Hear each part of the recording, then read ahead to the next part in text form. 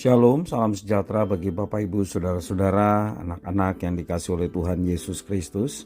Berjumpa kembali bersama saya Pendeta Eka di dalam renungan firman Tuhan pada hari ini, hari Senin 7 November 2022. Sukacita dan damai sejahtera dari Tuhan Yesus kiranya menyertai hidup kita sekalian. Puji nama Tuhan. Sampai pada pembacaan firman Tuhan hari ini, yakni kitab Yesaya pasal yang ke-62.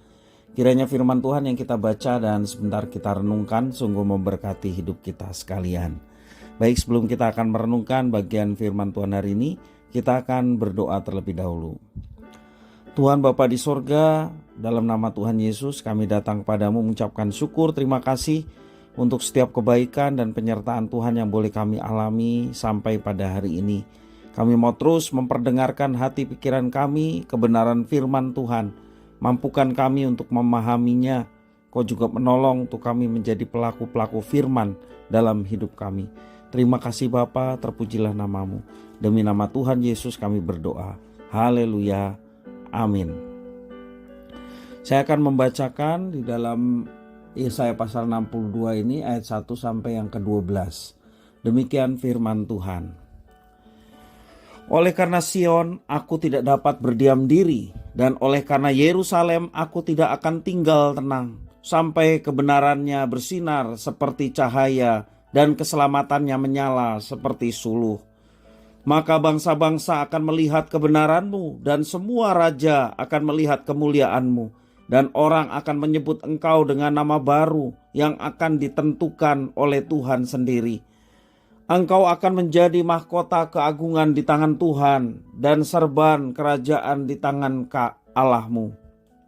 Engkau tidak akan disebut lagi yang ditinggalkan suami, dan negerimu tidak akan disebut lagi yang sunyi, tetapi engkau akan dinamai yang berkenan kepadaku, dan negerimu yang bersuami, sebab Tuhan telah berkenan kepadamu, dan negerimu akan bersuami.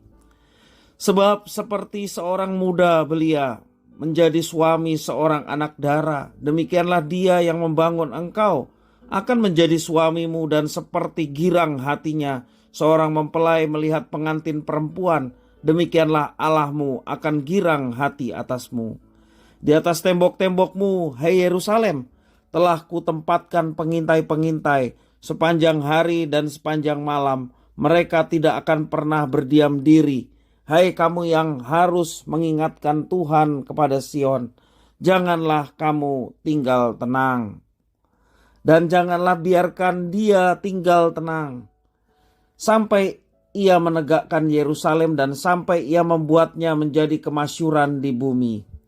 Tuhan telah bersumpah demi tangan kanannya, demi tangan kekuatannya, sesungguhnya aku tidak akan memberi gandummu lagi sebagai makanan kepada musuhmu, dan sesungguhnya orang-orang asing tidak akan meminum air anggurmu yang telah kau hasilkan dengan bersusah-susah.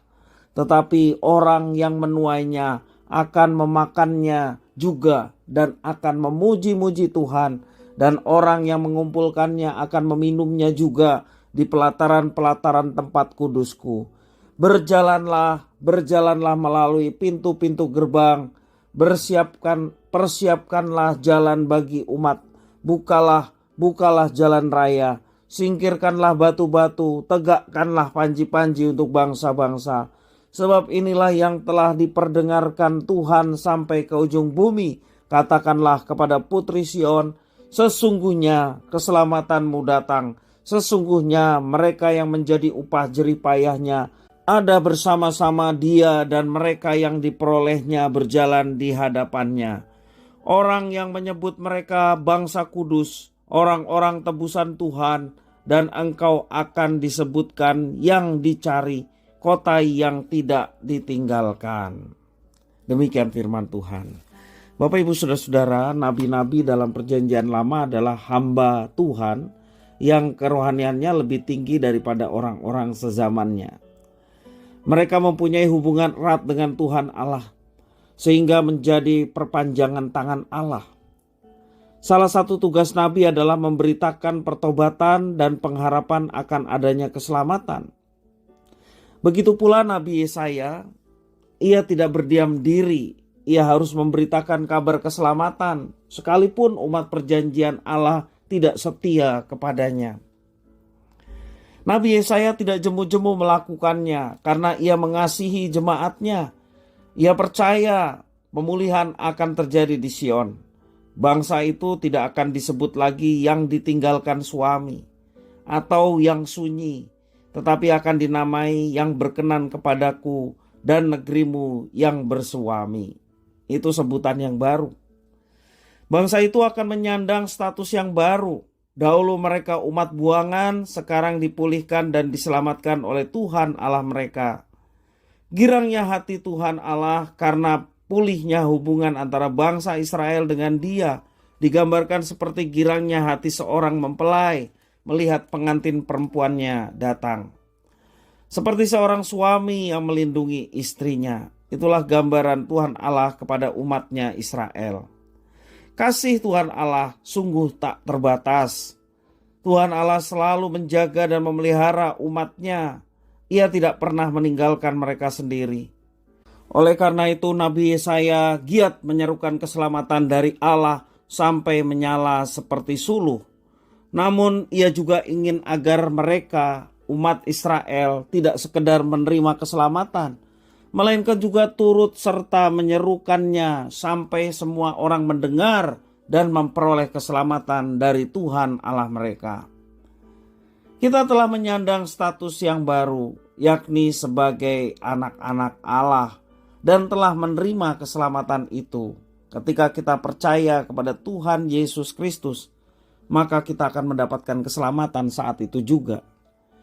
Janganlah kita berdiam diri saja, tetapi hendaklah kita ikut serta menyerukan keselamatan yang Tuhan sediakan bagi manusia berdosa, sama seperti yang dilakukan oleh Nabi Yesaya. Tidak berdiam diri, tetapi dia menyerukan dan mengajak untuk umat yang sudah mendapatkan keselamatan turut serta menyerukan keselamatan yang sudah disiapkan dan dikerjakan oleh Tuhan.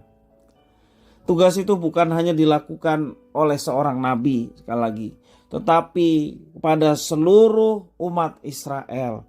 Demikian juga di zaman sekarang, bukan saja kepada penyampai firman atau pendeta atau gembala sidang, tetapi juga tugas seluruh umat yang percaya, yang telah memperoleh keselamatan di dalam Yesus Kristus, turut menyerukan keselamatan yang disediakan oleh Tuhan.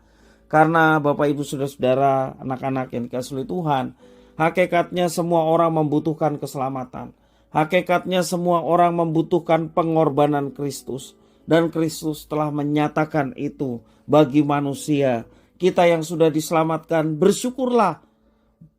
Tetaplah di dalam keselamatan yang Tuhan kerjakan. Dan kita mau melakukan apa yang Dia perintahkan. Terlebih kita mau menyerukan keselamatan itu kepada banyak orang. Supaya sedapat mungkin banyak orang yang boleh mendengar. Sedapat mungkin banyak orang yang boleh percaya Yesus Kristus adalah Tuhan dan Juru Selamat. Dan turut mendapatkan pemulihan dan keselamatan yang dari Tuhan. Tuhan Yesus memerintahkan jelas. Karena itu pergilah, jadikanlah semua bangsa muridku. Perintah ini diberikan kepada murid-muridnya untuk menjadikan orang-orang yang belum menjadi muridnya. Mereka pun turut menjadi muridnya. Dan kalau mereka sudah menjadi murid, mereka pun akan memuridkan yang lain yang belum menjadi murid. Sehingga sedapat mungkin semua suku bangsa di dunia ini boleh menjadi murid Kristus. Menjadi murid Kristus artinya turut masuk dalam keselamatan yang disediakan oleh Tuhan yang mengasihi kita sekalian. Kiranya firman Tuhan memberkati kita. Kita berdoa. Terima kasih Bapa atas firman Tuhan. Mampukan kami menjadi murid-murid Kristus untuk dengan terus terang memberitakan keselamatan yang telah Tuhan sediakan bagi manusia dan yang juga kami sudah alami. Sehingga kesaksian iman kami sungguh efektif karena kami menyaksikan karya Tuhan dalam hidup kami. Dan biarlah Tuhan menolong kami semua, mengurapi kami semua, sehingga dimanapun kami berada, kami sungguh-sungguh mencerminkan Kristus yang ada di dalam diri kami, dan hidup kami boleh menjadi saksimu, menceritakan karya Tuhan dalam kehidupan manusia. Terima kasih ya Tuhan. Inilah doa ucapan syukur kami atas firman Tuhan. Demi nama Tuhan kami Yesus Kristus, kami sudah berdoa dan bersyukur. Haleluya. Amin.